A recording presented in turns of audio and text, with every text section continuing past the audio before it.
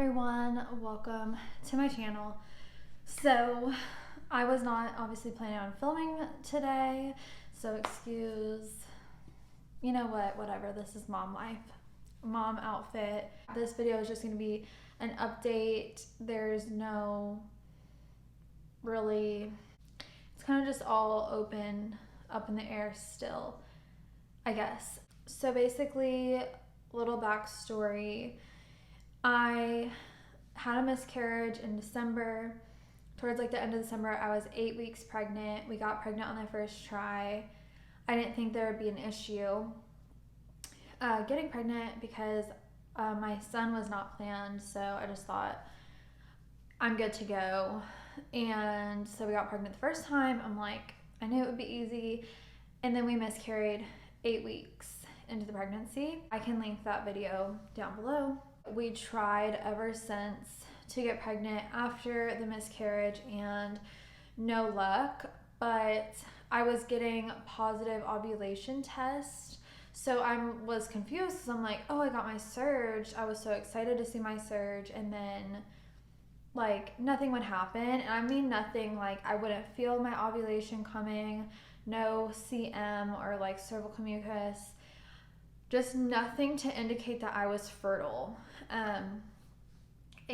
But I was like, well, I'm getting my surge, so I feel like that's just telling me I'm ovulating, but that was not the case. So I called my doctor about 3 months after the miscarriage, or 3 cycles after, and I'm like, is there anything we can do? Can we do a blood test? Just test me out and see if there's anything I can take or anything I'm missing. So they agreed to do a progesterone test, and so I did the 21-day progesterone test. So that is like you go in on your 21st day of your cycle, and you do a blood test, and it'll tell you if you've ovulated or not based on your progesterone levels.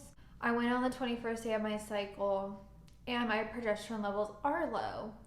And so she told me, well, I say she, it's my doctor's assistant, but basically everything she's telling me, she went to my doctor and talked to him, and she's just telling me what he said. So we're able to text each other and stuff like that. So basically she said, we'll do the 21-day progesterone test. If it comes back that you're not ovulating and your progesterone is low, we can talk about Clomid or letrozole.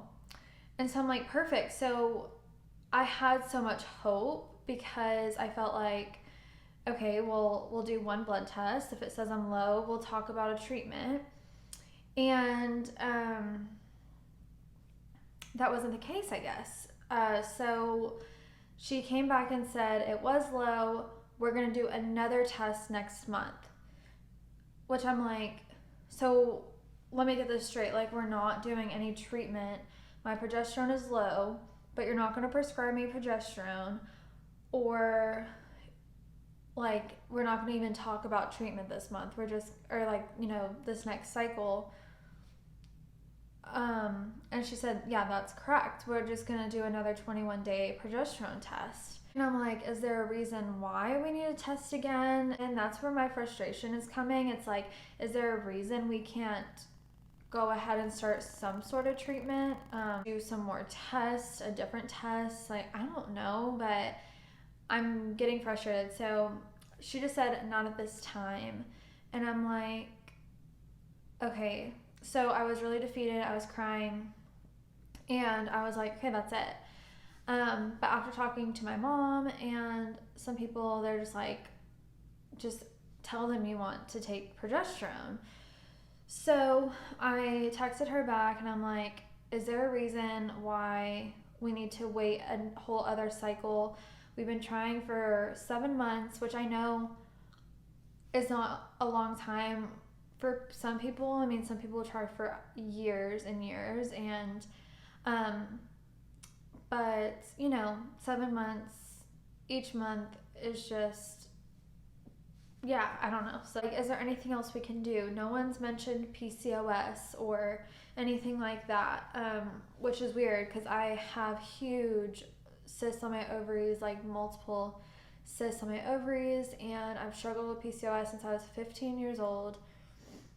and yet no one is talking about what that does. I texted her all this stuff saying, is there any harm in just prescribing me progesterone? I mean, I feel like, I don't know. And I've talked to some women that have had, you know, however many miscarriages and struggled with fertility. And one of them said that, you know, a lot of the time after a miscarriage, they'll just go ahead and prescribe you progesterone because there's no harm. And so that's kind of what I'm looking into. It's like, if I'm saying I want to try something like Clomid or Letrozole, or even if I'm just really wanting to take progesterone, if my progesterone levels are low, I don't know why they're just denying that or not really telling me anything. So I'm really grateful to have a sense of community and just putting myself out there. A lot of people have come to me and saying they struggled with the same thing, and I'm so grateful to have people now that I can confide in and talk to, and I have this platform and Instagram. I do really like my doctor and trust him, and I guess it's something that I just need to like trust the process. But I guess I'm just confused as to why we have to go another cycle, and well, just another cycle of trying. So I don't know what's gonna happen after the next cycle. So say my progesterone levels are still low next cycle after the 21-day progesterone test, then what? Like, are we gonna do another test the next month? Like, I don't want to keep doing these tests every month when we know I'm not ovulating, and I'm very willing to just get help to ovulate. That's all I'm asking for. I know it's not in my timing, and I'm just going to try to do everything I can to have a baby, but I know there's a perfect time and it will happen. I know all these things, it's just still not much makes it easier. Another thing that I did this month was I deleted my period tracking app, and I will just calculate from the start date of my period, see when the 21-day will hit, put it in my calendar to go get a blood test. But that's really the only tracking I'm going to be doing. I've stopped taking OPKs because obviously I'm getting my surge, but it's not doing anything. I just can't keep doing it to myself.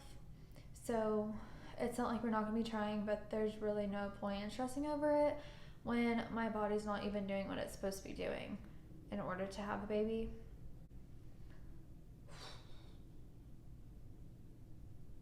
It is really important to be easy on yourself or nice to yourself in times like these. It's hard to admit that my body's, you know, not doing what it's supposed to be doing. I just have to remember and give myself credit that my body has been through a lot and it's doing the best that it can. You know, it had a baby and then one day it just didn't, and that's a lot. And so if you're going through this, give yourself credit, be easy on yourself, don't beat yourself up about it. It's easy to blame myself or just be like, what's wrong with me?